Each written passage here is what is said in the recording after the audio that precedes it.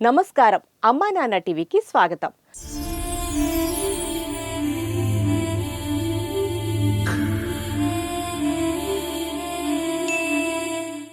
జ్వరం వచ్చినా, జబ్బు చేసినా పట్టించుకునేవారు లేక గాలిలో దీపాల్లా మినుకుమినుకుమంటూ బతుకుతున్న కన్నవారంటూ ఎవరూ లేని అనాథులను అక్కున చేర్చుకుని ఆదరిస్తుంది అమ్మా నాన్న అనాథల పుణ్యక్షేత్రం. అనాథులకు చేసే సేవ కూడా ఆదిదేవుని సేవే అంటూ దిక్కులేని నిర్భాగ్యులను చేరదీసి వారికి 3 పూటలా అన్నం పెడుతూ ప్రశాంత జీవితాన్నిస్తూ పునర్జన్మను ప్రసాదిస్తుంది ఈ సేవాశ్రమం. ఎందరో దయగల దాతలు ఈ రక్షణాలయానికి కుటుంబ సమేతంగా విచ్చేసి మానవత్వాన్ని చాటుకుంటూ మేము సైతం అభాగ్యుల సేవలు అంటూ వారికి తోచిన సాయం చేస్తున్నారు. ఈ క్రమంలో విజయవాడ నుంచి అమ్మా నాన్న అనాథుల పుణ్యక్షేత్రానికి విచ్చేశారు ఉమామహేశ్వర సత్యనారాయణ, ఎస్ఎస్ బేగ్ అనే సేవామూర్తులు.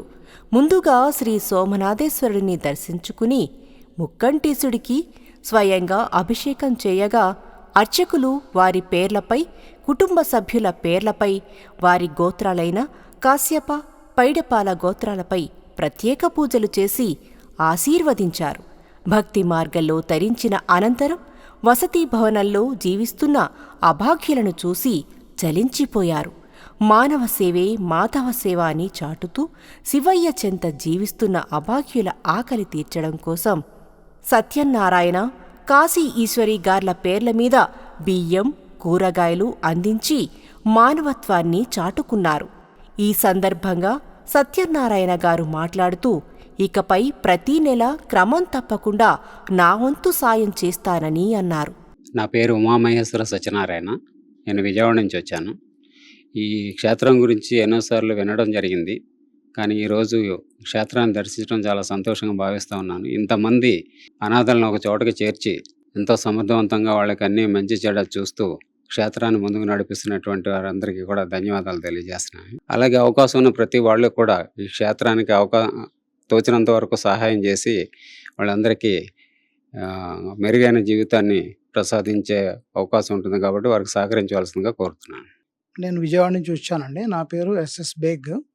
ఇక్కడికి వచ్చి ఇదే నేను ఫస్ట్ టైం వింటాము. సార్ నాకు చెప్తా ఉండేవాళ్ళు. సార్తో పాటు నేను ఈరోజు ప్రత్యక్షంగా చూడటం, ఇక్కడ చూసిన తర్వాత నాకు చాలా ఆశ్చర్యం, ఆనందం కలిగింది. ఎందుకంటే ఇంతమందిని వీళ్ళ రోడ్డున పడిపోయి ఉన్న వాళ్ళని తీసుకొచ్చి శుభ్రం చేసి వాళ్ళ జీవితాలని మార్చి ఇచ్చేయటం అనేది మామూలు విషయం కాదు.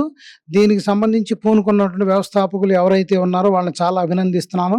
అలాగే ఈ సంస్థకి సంబంధించి ఎవరైతే దాన ధర్మాలు కానీ వస్తు రూపేణ, పైసల రూపేణ ఇస్తున్న వాళ్ళందరికీ కూడా నేను చాలా అభినందిస్తున్నాను. అలాగే ఇదే విధంగా కొనసాగాలని ఇంకా వేరే వాళ్ళు కూడా వారికి ఎవరికి తోచినంత వాళ్ళు దాన ధర్మాలు చేస్తూ వీళ్ళ తోడ్పాటు కృషి చేయాలని చెప్పి కోరుకుంటాను. నిన్న మొన్నటి వరకు చెత్తకుప్పల్లోని వ్యర్థాలను తింటూ దౌర్భాగ్య జీవితాన్ని గడిపిన ఈ అనాథులు నేడు శాశ్వత వసతి భవనంలో ప్రశాంత జీవితాన్ని గడుపుతున్నారంటే శ్రీ సోమనాథేశ్వర స్వామి ఆశీస్సులతో మీరందిస్తున్న సాయం వలనే.